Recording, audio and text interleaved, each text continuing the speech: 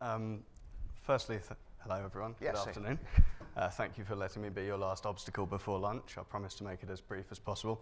So we're going to be talking about two innovations today, actually. So a slight change from advertised. First of all, we're going to talk about multi-platform audience measurement. Okay. So similar to what we've just touched on, but we actually take it from a holistic market view. So we help our consumers understand both their own audiences, but also make sense of what's going on in the market generally.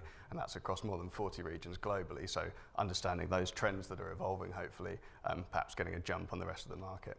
The second thing we're going to talk about is advertising effectiveness. And we're going to be looking at both the delivery metrics, so the likes of non-human traffic and viewability, and then we're also going to move on to brand effectiveness and sales uplift, so a kind of holistic measurement. I think the reason that's interesting for this audience, obviously these are primarily advertiser metrics and ways that campaigns are evaluated, but I think it's really useful to understand the lens through which the advertising inventory itself is being evaluated, and I think that can really help people optimize and get themselves on those plans. Great. It's all yours. Thank you. There we go. So obviously digital is the fastest evolving medium. I don't think there's any dispute about that. But I think what's important to keep in mind is that the fundamental questions actually don't tend to change too much. So today I'm going to be covering two of those key themes. The first, what are the key trends evolving in digital? And then the second one, and particularly relevant to this audience, I'm going to put a publisher perspective on how you can demonstrate the value of your inventory in the context of how advertisers are measuring it. So we'll start off with audiences. Obviously, audience behavior has gone through a tremendous shift with the addition of smartphone and tablet devices and their explosive growth, faster data connections, and I think just an increasing comfort with the way that people are using these platforms and the different activities that they're performing. So one common misconception is that the explosion of smartphone and tablet has been to the detriment of desktop time. So here we have a 2-year trend for minutes spent consuming digital content on desktop devices. And I've split it out across the USA, Canada, and the UK. We actually measure this in over 40 markets. And the trend seems to be fairly consistent, actually, that desktop time is relatively flat. It hasn't gone into the free fall that I think some scaremongers have been envisaging. What has changed, though, is that it's now a smaller share of overall digital time. So it's a smaller piece of a much bigger pie. So here's a few numbers just taken from a couple of months ago, looking at the addition that mobile, so by mobile we're talking smartphone and tablet, the additional time that's been generated by those devices, particularly apps. Now, obviously, that presents huge implications for any of you guys when you're working out the ways to disseminate your content. Mobile is now accounting for, well over half of all digital time in the majority of markets that we operate in. So obviously mobile is potentially the growth story, but actually the real story here we're finding is one of multi-platform usage. So people that are active not just on mobile devices, but also desktop ones. So I've used these colors because they're going to form the themes of the next few graphs. So understanding what's your desktop-only audience, but then also understanding which users are active on more than one platform, and then also these unique mobile audiences that are also emerging. We look at this on a country-by-country level, at a publisher-by-publisher level, but also on a demographic level, and there's some interesting trends that evolve there. So as you can see, there's really a multi-platform majority evolving. So the purple sections on these graphs are the percentage of unique users in each of these countries who are active on more than one platform in any given month. We've coupled it up with the mobile audience just so you can understand the overall share of mobile here, but I think obviously the majority in most cases is these multi-platform users. And it's definitely an evolving trend. So when you compare general population on the left with millennial users, so under 35s, for the purposes of this, you can see that it's a much more pronounced behavior amongst those younger users. So it's not unreasonable to hypothesize that this is probably going to become the norm as time goes by. Also, what this means, of course, is that if you're tailoring your content or your advertising value proposition, you can really understand that if you're tailoring towards younger users, if perhaps your mobile audience is particularly strong on younger users, this actually represents a reach story, whereas for the population as a whole, it perhaps represents frequency or synergies between your platforms. So we like to think that there's now a new way of viewing your audience. It's important to note that this looks very different depending on which publisher you are, or if you're looking at a different demographic. So not only splitting between different platforms, but then also understanding the nuances between browsing behavior and app behavior.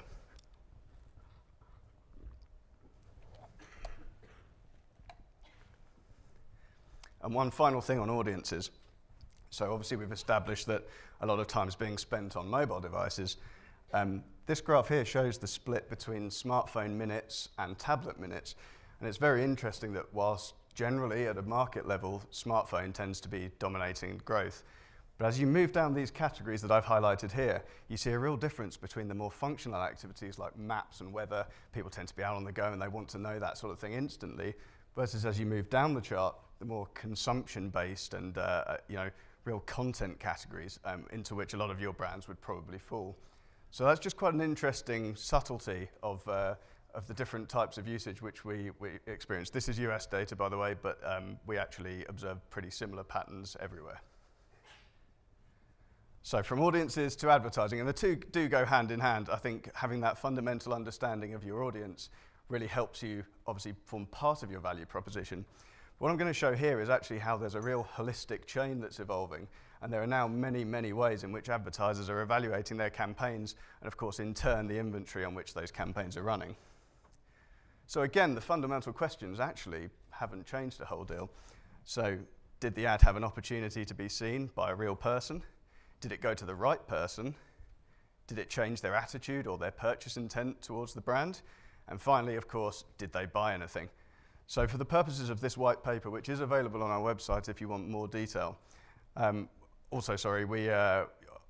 can understand with online the path to purchase, and I think that potentially helps people not just look at the advertising perspective, but it also helps you understand content partnerships, advertorials, this kind of thing. So really forming that holistic evaluation, you don't necessarily just get credit for the ad served anymore.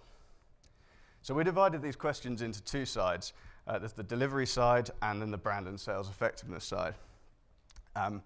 So starting with delivery, and this is often seen as the more functional, kind of less sexy metrics that people kind of have to tick a box and go through. But I'm going to show how actually these are the fundamental cornerstones before you get on to looking at the uplifts. At its most basic level, if an ad doesn't go to a real person, it has a zero chance of actually generating any effect. And likewise, if it falls outside an intended audience, it does have some chance that, as we observe, that not necessarily out of target impressions have no value, but simply the advertiser then has to work out what was more important to them in that case. So again, this can be divided into kind of 4 sub-stages.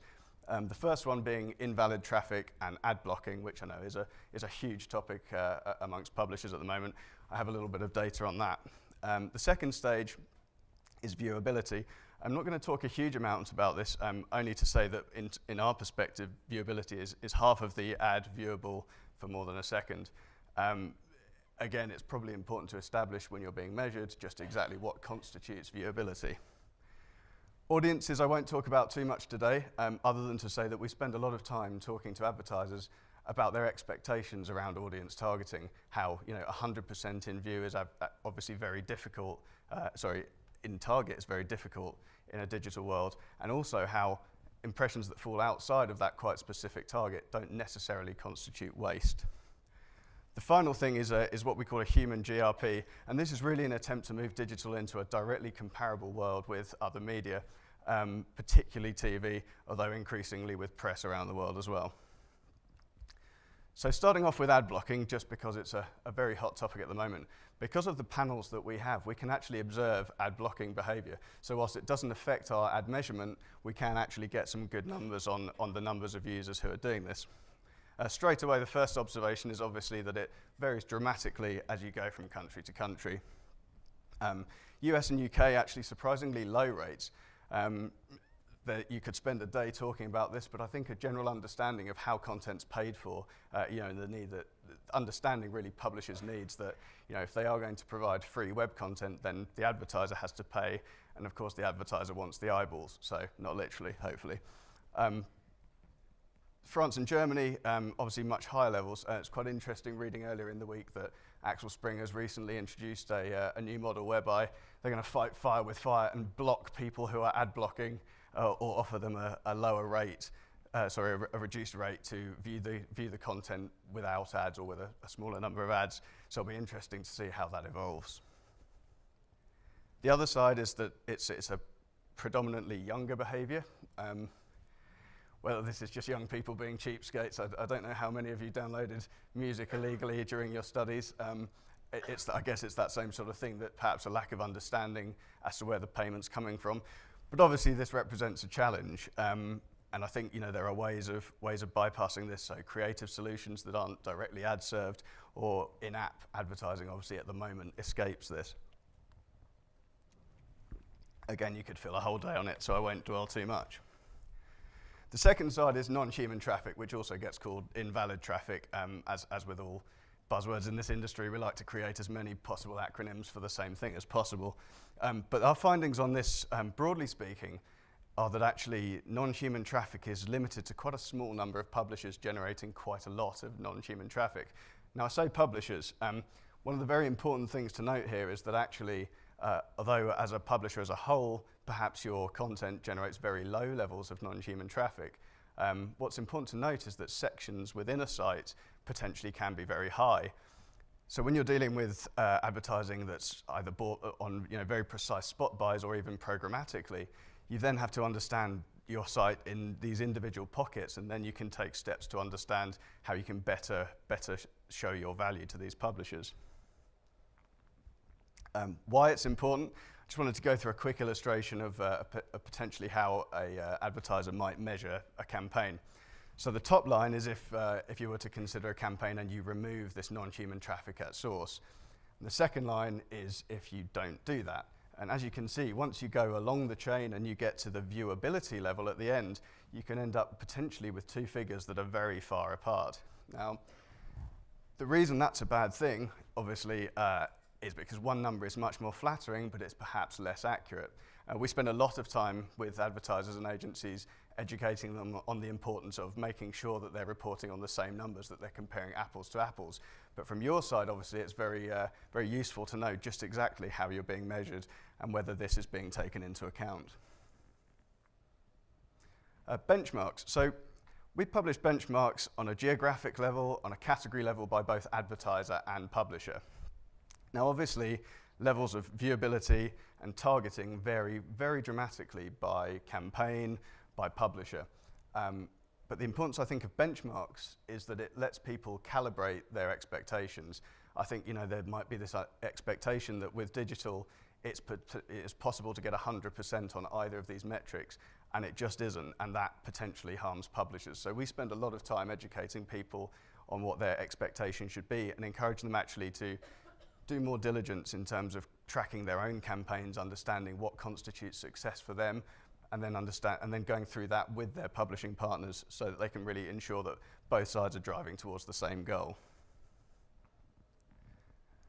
Then when we move on to the brand and sales effect side of things, and these are much more marketer-friendly metrics. These are the ones that your CMO generally is going to want to see. But I hope we've seen that as you go through the chain, these things are being underpinned by the first side of the process, and we'll touch on a couple of examples of that at the end. I don't have too much data to share here because obviously it's very, very tailored to each campaign. But I wanted to share a couple of findings that I thought were interesting. So brand effect, sales effect. So on brand effect, this actually comes from a Millward Brown study, so we're actually partnering with them around the world now. And I wanted to share how smartphone and also tablet, but particularly smartphone, has proved very effective in shifting some of these brand impact metrics.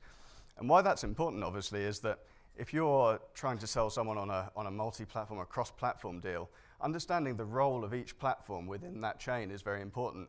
Desktop still, for many publishers, offers the greatest reach.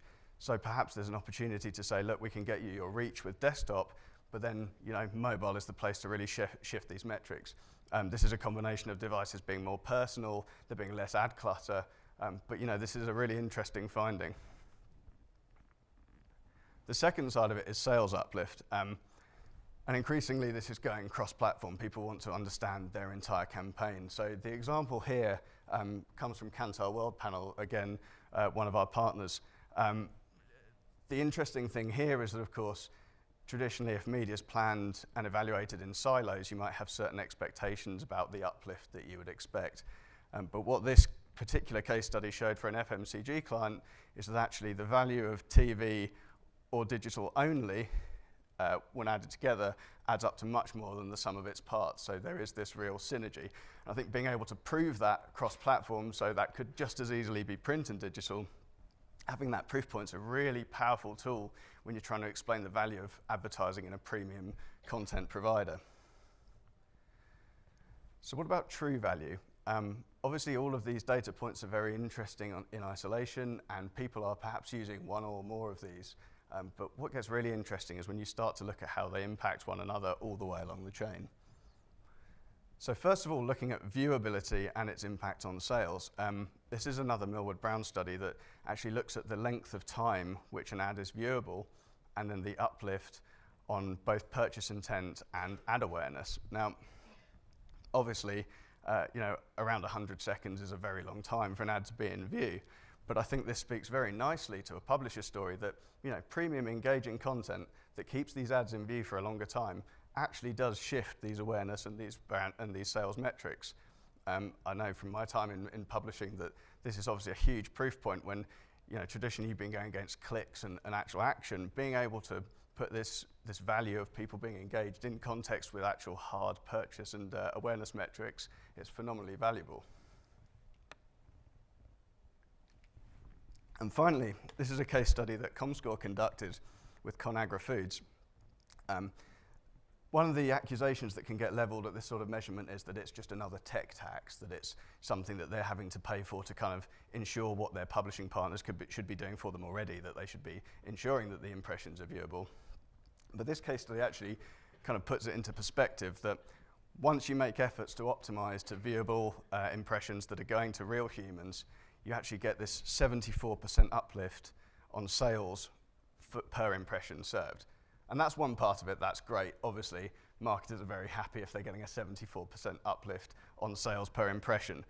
But what we wanted to do was get to a true ROI metric. So factoring in the cost of measuring the viewability and non-human traffic of all of these impressions, they still experienced a 39% uplift.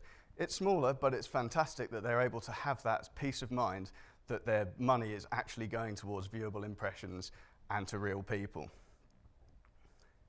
So in summary then, multi-platform measurement, obviously this is the new normal. We've demonstrated that around the world, audiences are increasingly going multi-platform, and particularly with younger users really adopting this is something that's only going to get bigger. So understanding how to demonstrate the value of your audience in terms of both its overall reach, but then also the peculiarities of each platform, whether your mobile audience is different, whether it has synergies with your desktop audience, that's a really powerful tool in the toolkit of publishers to demonstrate their value.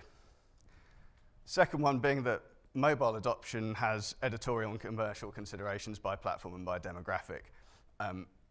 Some publishers are choosing to completely tailor their mobile experience, making it almost an entirely separate beast from their desktop audience and their content. Whether you do this, whether you look to integrate creative solutions, there's huge considerations here. And being able to understand whether those audiences are crossing over, that lets you make sure that actually you can tell part of that story when you're pitching these cross-platform solutions. And the final thing is that this holistic evaluation, we see this taking off more and more. Business is going well for us. I think more and more advertisers are going to start adopting this more holistic chain. They're not just going to rely on a single metric and decide that this is what defines us. We just want non-human traffic stripped out, or we just want to ensure campaigns are viewable. Increasingly, they want to understand the whole chain.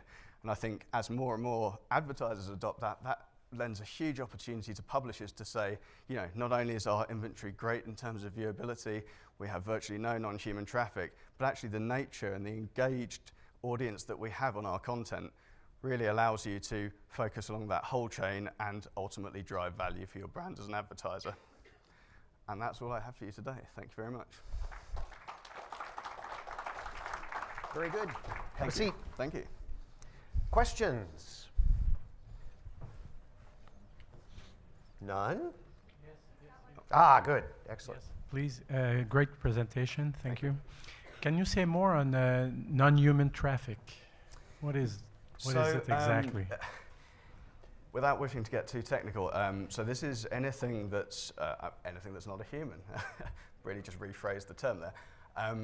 So this constitutes robots. So some of this is search engine crawlers, for example, things that they're not necessarily malicious, but they're just not real people.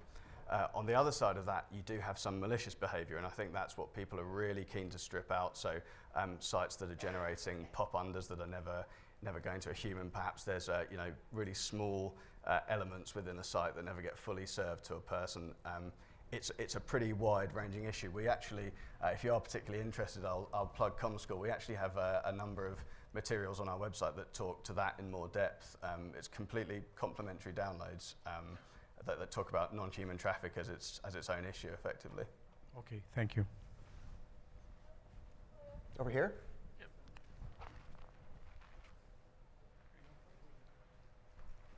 Hello, I'm just talking about non-human traffic. In one of your slides that I think referred to it, you had the acronym IVT. I didn't know what it stood for. It's invalid traffic, so okay.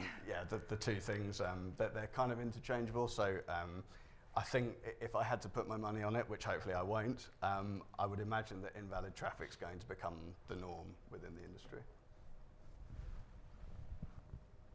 Let's pick up on that. We did a story last year in the innovation book about ad fraud. Sure. And how much more widespread it is than people think. Mm-hmm. What can a publisher do to make sure that he or she is not reporting fraudulent traffic? Well, a lot of that is down to understanding the results of the campaigns. I mean, there are tools available for publishers to understand the levels of non-human traffic on their site. As I said, I think the majority of it, the concern is actually when people are doing it fraudulently. There's some stuff that you just simply can't avoid, whether it's robots crawling the web for various forms of measurement. None of ours, thankfully. I think the best thing you can do is kind of understand, if you look at your site holistically, and then identify if there's any particular sections that are having trouble. Perhaps there's something going on there that you're not aware of. Whether that's something that that someone's sneaked into an ad tag or anything like that. But I think fundamentally it's just about doing your diligence. Can you tick off some of those tools, and are they free? We have a tool that can help with that. I'm sure you do. There are.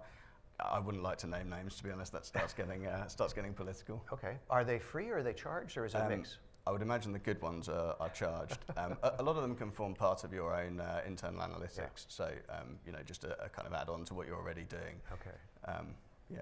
Now, when you did the measurement about ad effectiveness, particularly, comparing mobile and multi-platform, were you looking at native and banner, just banner? What were you looking at? We're talking about banners and also video. But not native? Not at this stage. Have you done any study of native effectiveness? Because that's one of the big questions, is what's the return on investment for native? We haven't yet. We will be soon. So I would hope so. Absolutely. Just what should a publisher do about ad blocking? That's a very broad question. No, I want a specific answer. Really, we're going to pin you down on this. Okay. So it's the issue at the moment. Yeah, sure. What does comScore think? Well, I think at the moment, and I'm speaking for me now rather than for comScore, I think on one part, actually it's great because it's encouraging debate and discussion on who pays for this inventory. I think there is perhaps a slight ignorance and an expectation that people should get anything they want for free online. I think from a publishing perspective, understanding like what's annoying people enough into turning them into ad blockers, is one understanding. So, for example, limiting the number of ads on a page, perhaps rejecting more, in-your-face formats if that's what's turning people off. But look, this is a whole industry thing. This is, I think, as an individual publisher, it's probably very difficult.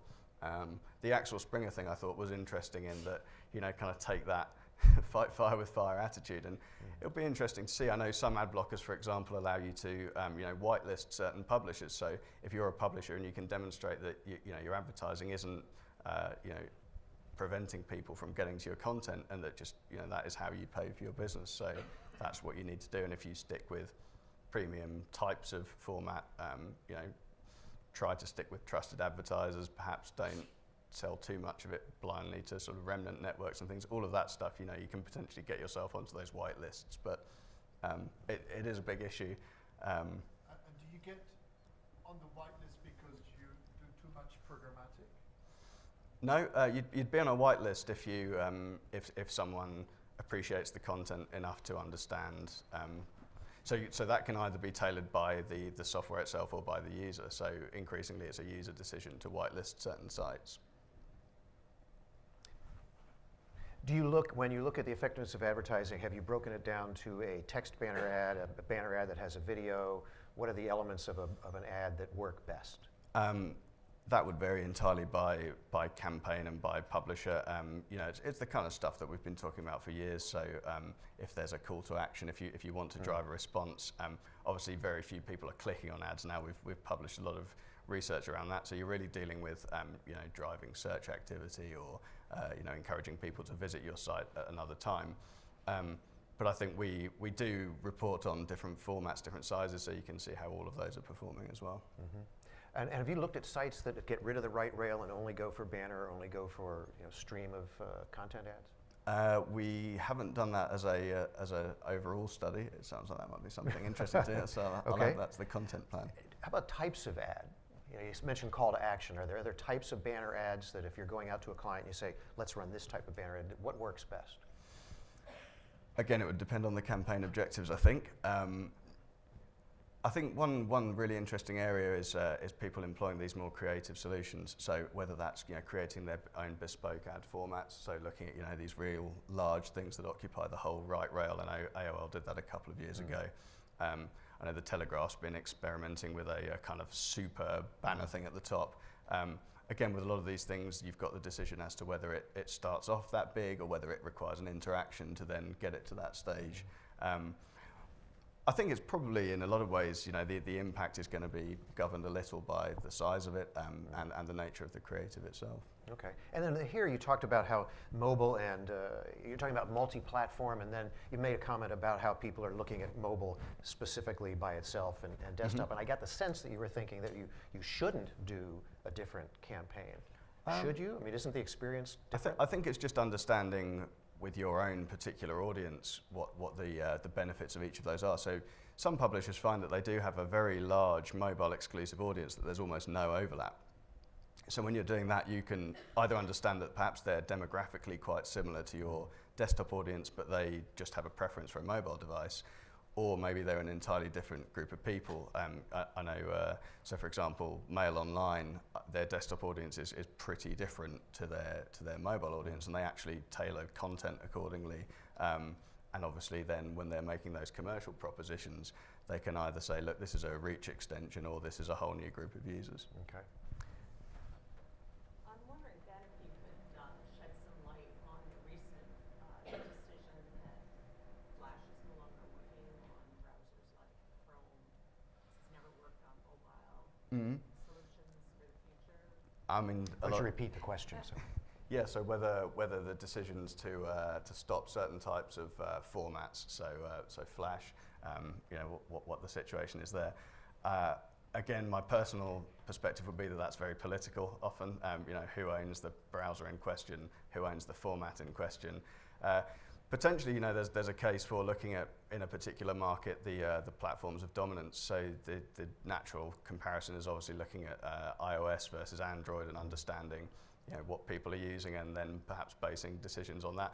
I think, you know, there is a responsibility for creative agencies then to understand that perhaps you're going to have to work out how to have multiple formats, and then in turn for ad servers to understand we need to be able to make sure that this isn't going to result in a bad user experience when they just get an ad that doesn't load, or it's taking a long time to get to the content. Any more? All right, well, it's never too bad to leave early for lunch, so let's give him a round of applause. Thank you very much. We'll see you back here after lunch.